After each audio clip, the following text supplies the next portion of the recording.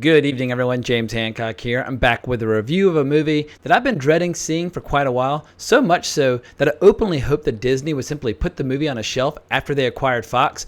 I'm, of course, talking about Dark Phoenix, the final film in nearly 20 years of X-Men continuity, going all the way back to Bryan Singer's first X-Men film from the summer of 2000. I've disliked Simon Kinberg as a writer and as a producer for quite some time, and now the circle is complete because I officially dislike Simon Kinberg as a director as well. Although I'm determined not to wallow completely in negativity with this review, because if there's one positive about the movie Dark Phoenix, it's that it was not the stinking pile of feces I anticipated, but instead just a resoundingly mediocre movie with a few highlights that I particularly hated. My antagonism towards Simon Kinberg began a long time ago with his screenplay for X3 The Last Stand back in 2006, the first movie to ruin one of my all-time favorite stories, and just to add insult to injury, Kinberg has returned to finish the job with a movie that he somehow made worse the second time around he attempted this adaptation. If I sound like I'm taking this movie way too personally, it's because this story very well might be the comic book story I've read the greatest number of times as a kid. I've been in love with these characters for a very long time. I first got into the X-Men with Uncanny X-Men 143 a few months after the conclusion of the original Dark Phoenix saga, but the aftershocks of that event reverberated for years.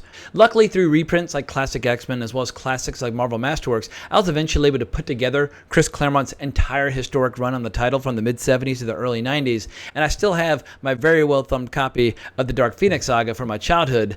And as fans of the comics will know, the story of Phoenix really got underway with X-Men 101, and for years her character slowly and organically evolved. Long before she became Dark Phoenix, Jean Grey saved the universe in X-Men 108, a deed that's essential to her later development as Dark Phoenix. Because of the euphoria she feels at that moment, she develops this insatiable hunger for that sensation again. It's a hunger that will never be satisfied, which opens the door to her corruption by the Hellfire Club. It was just an awe-inspiring story, but it was years in the making, and it didn't officially draw to a close until the now classic issue 137, where Jean Grey chooses to make the ultimate sacrifice, and the ending was so well earned and it was so emotionally impactful. And I can definitely safely say that Jean Grey was probably the first fictional character that I was completely in love with, or at least totally obsessed with. But this is all a long-winded way of saying there's a reason why this tale is one of the most beloved stories in the history of comics, because they did the hard work establishing the narrative and building up the character for many years before they finally gave us one of the best villains in their history of comics, Dark Phoenix. But when it comes to Simon Kinberg, he strikes me as a producer who read some market research at one point saying that there are fans out there who like the character Dark Phoenix. So he decided basically to keep the name and throw out everything else that made the character so extraordinary in the first place. Nothing in this new story is earned. And as a screenwriter, Kinberg blunders through the story like an overeager amateur. Honestly, to do the story right, you need a trilogy. The first movie should feature Jean becoming Phoenix and saving the universe. The second should feature her seduction by the Hellfire Club, where she becomes their Black Queen.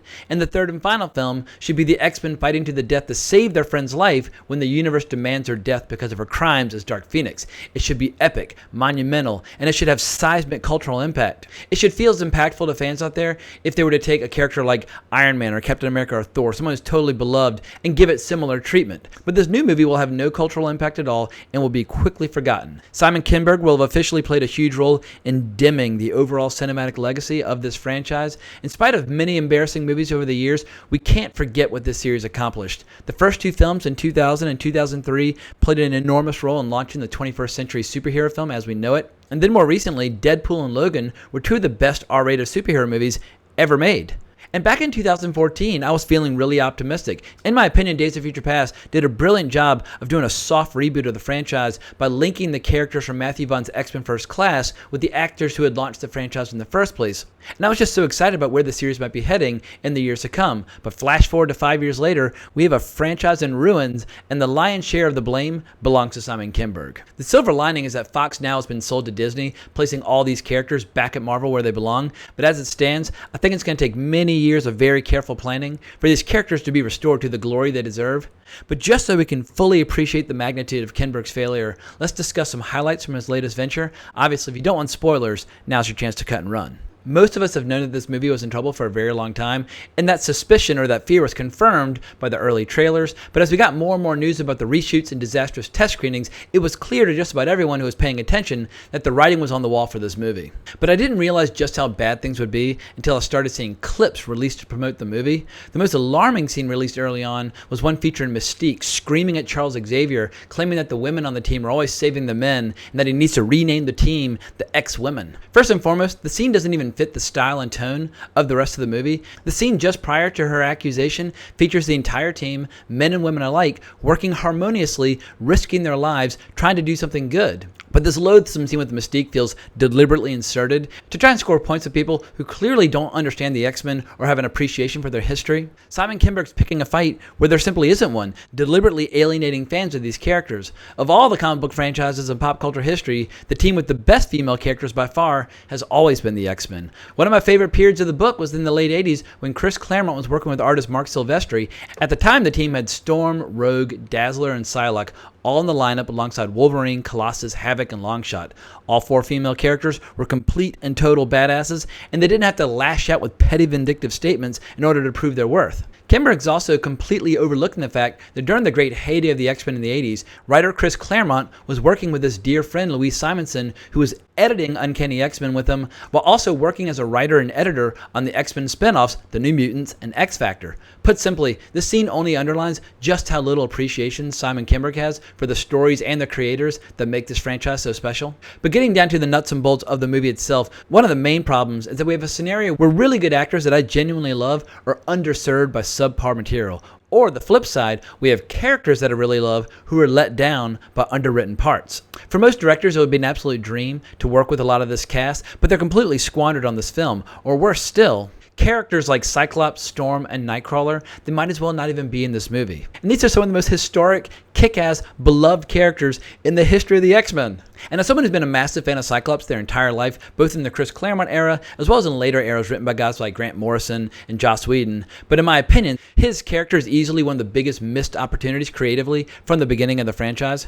But there are plenty of other details that really nagged me as well. For some reason, the hair and makeup department on this film decided that the best way to show that Jean Grey was now evil was by basically pouring a jar of mayonnaise on her hair and then combing it back. Sophie Turner is an incredibly beautiful actress, but they made her look dreadful in this movie. But that's nothing compared to Jennifer Lawrence, who clearly decided that she can't even be bothered to put on her makeup and costume anymore. Compare the way she looks now to the total badass that we saw beating the hell out of people back in Days of Future Past, and you can tell that Jennifer Lawrence gives zero fucks about this character anymore and is totally uninvested.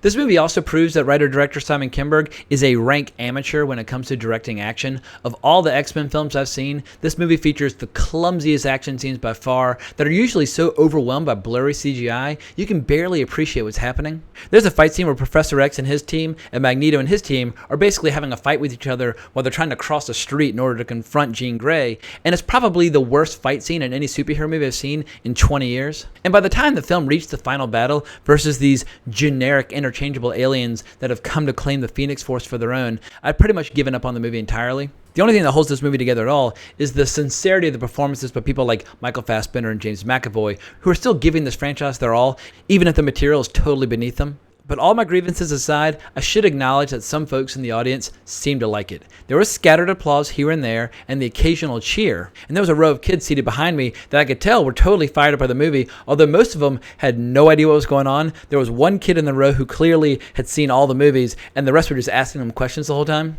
But for a child who's 7 or 8 years old, the extended continuity of the X-Men franchise at this point must be completely bewildering. But this is a video about my reaction, not theirs, so I'll simply say, as the last movie in this continuity, the series deserves so much more. It deserved a much better send-off. When I think about all the movies in this franchise since the beginning, I'd probably still place the 2009 film X-Men Origins Wolverine at the bottom of all of them. However, Dark Phoenix is pretty close. I have a very low opinion of X3 The Last Stand, as well as X-Men Apocalypse. They pretty much sucked, but they're better than Dark Phoenix. And it's such a shame, because when done right, the X-Men are the coolest, edgiest, slickest, most badass superheroes of all time. There's something about the concept that's so original and so distinctive, and the characters are so well defined, and their history is filled with so many extraordinary stories. It's why X-Men fans get so up in arms when they see their favorite characters let down by this material.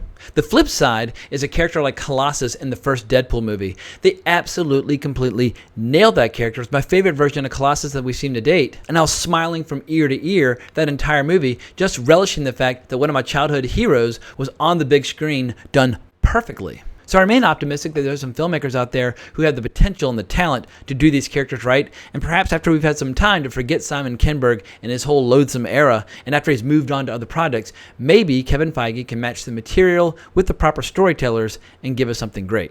D23 is coming up in August, where Disney's going to be announcing the next couple of years of Marvel films, so hopefully at a minimum they'll at least tease us with some plans about what they might do with this franchise in the future.